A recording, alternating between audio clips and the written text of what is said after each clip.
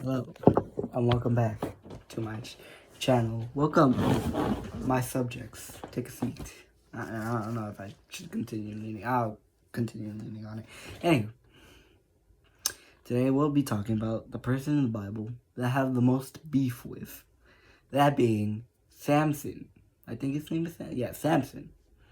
Let me summarize his story, and let me tell you why I have beef with this person. First of all, Samson is one of many, of course, one of many God's loyal followers. He gains his strength from his hair.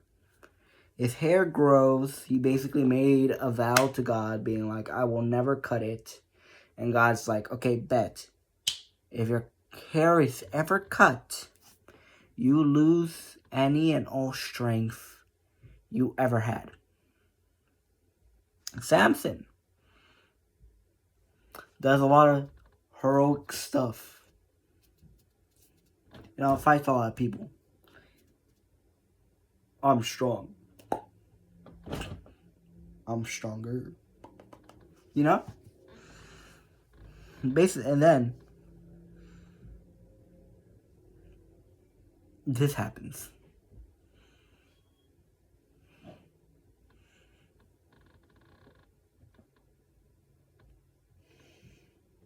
Great, wonderful. Now I have a feeling like I'm about to sneeze. Anywho, so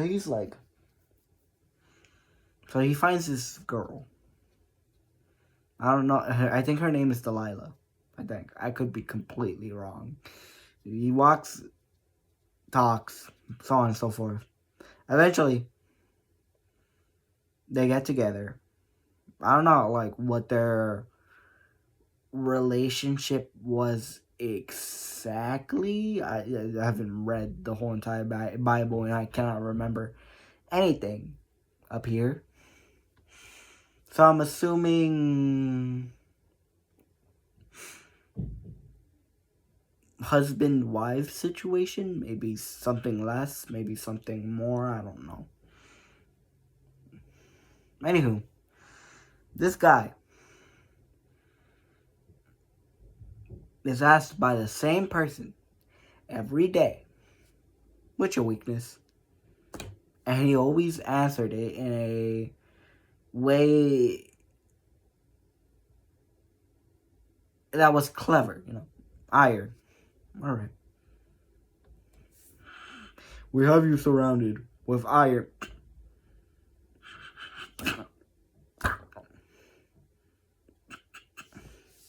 Again, what's your weakness?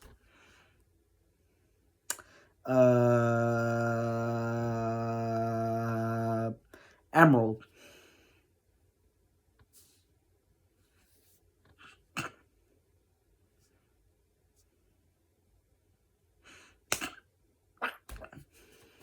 This goes on until he finally says his actual weakness. What's your weakness?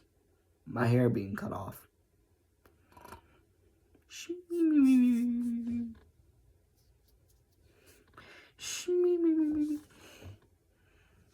They imprison him. They gouge his eyes out, I think. Yeah, he's blinded, basically. Now, his hair starts to grow back. And he does what I think is the coolest thing done by anyone, done in the Bible. One of the coolest things. He grows some of his hair back.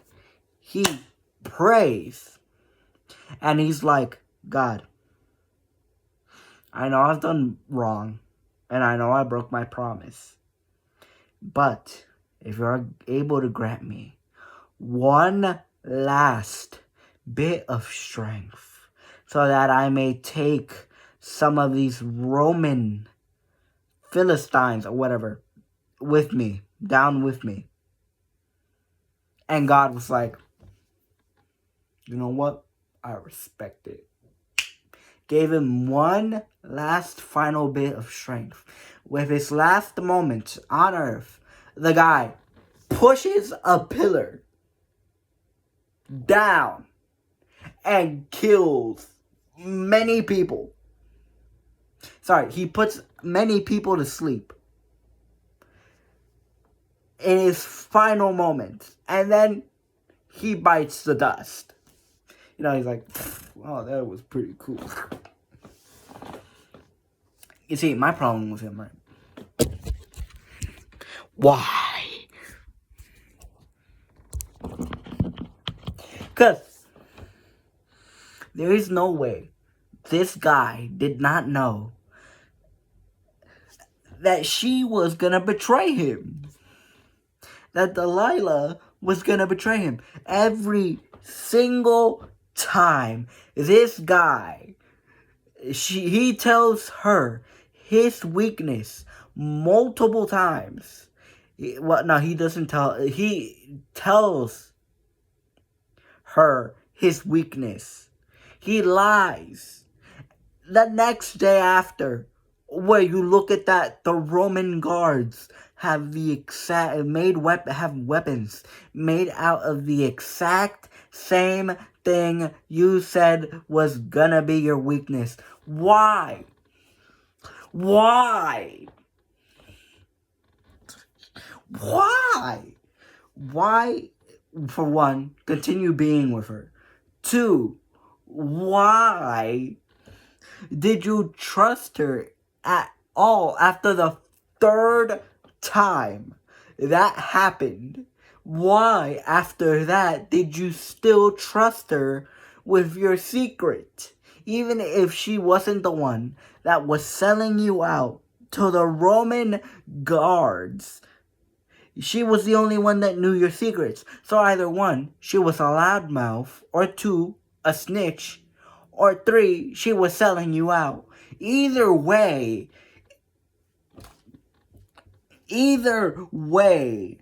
why?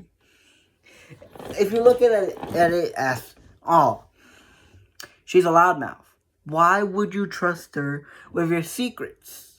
Why would you ever trust a loudmouth with your secrets? It's like trusting a diabetic with candy. Eventually, that's your own fault. You know, you can't just leave a diabetic and candy alone. Alright? It's like leaving a fat person in a buffet locked in overnight and expecting him not to eat a single bite from that buffet. It's like, how? Let's say Delilah was just a loudmouth. Okay. Let's say that was the case. One of her friends would have told the Roman guards. So, while it was not necessarily her fault in this scenario, it wasn't necessarily her fault that he was being called, that he was, being imprisoned, right? Or that he was found out. But at the same time, why trust her? I know why you would trust her, but why trust her to keep a secret? Even if she isn't doing it for money, even if it's just who she is as a person, why? Second, snitching. Even worse. Well, at least with the loudmouth, you can say, well, at least she isn't doing it on purpose. With snitching, she's doing it on purpose.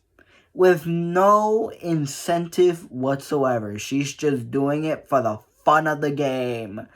With the third option, it's even worse. Not only is she doing it for incentive, but she's also doing it for the love of the game. The only time you could ever excuse that from happening is if she was a loudmouth. Or if he told other people. But I don't think he did. I don't know if he did. From what I've heard, Delilah was the only person Samson ever told his weaknesses to. Why? Why? Why? Not only the only person that you told your secrets to, the only person you ever trusted, the only person who was there every single time when the Romans went in there and tried to capture you with your said weakness, did you ever figure out that maybe she didn't really care for you, you know? She didn't really care for your life, or I don't know, you as a person, if she's willing to sell you out to the Roman government. Not only that, how and why continue to stay with them? Not only are they the only person that he told about his weaknesses, they were the only person that asked about it as well. Why? For what reason? For what purpose? Why? Like, I find his story cool. I love his story. The fact that at the end, he takes down, he is finally, at his final moments, before he leaves this earth,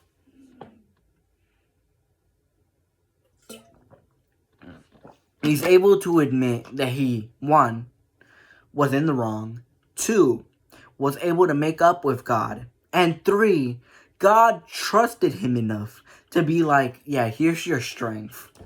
And in his last moment, he said what he would do.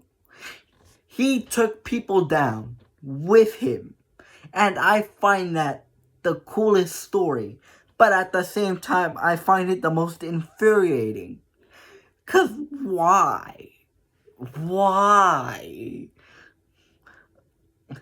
Why? Why? Why? I'll give Samson this. He isn't worse than Solomon. I like Samson a lot, especially because of the way his story ends. It's a very great ending.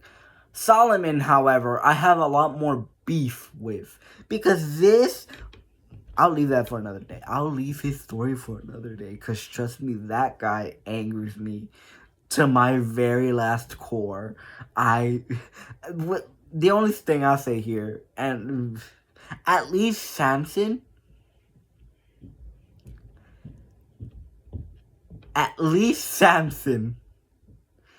had a cool ending. And at least he was a good person. A dumb person, yes, but a good person deep down with a problem, obviously.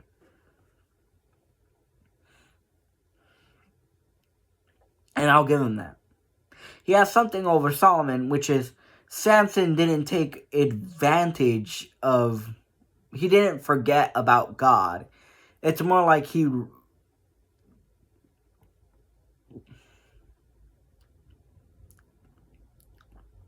that's weird.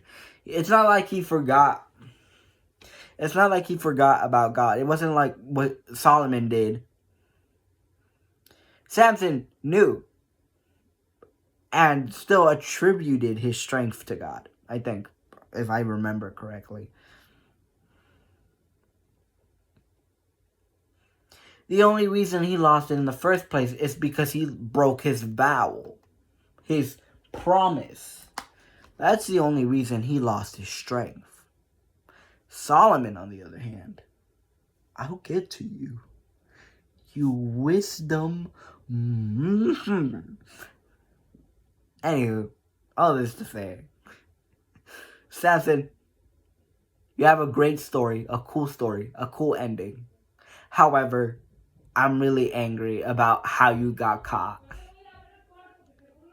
I think it would have been better if they just found that by accident. You know, they're like, halt, and then Iron Spear just cuts off his hair. It's like, oh well, you know.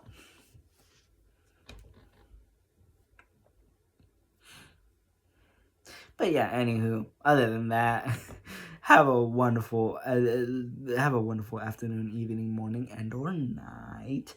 I'll see you whenever I'm done hibernating. Goodbye, my subjects.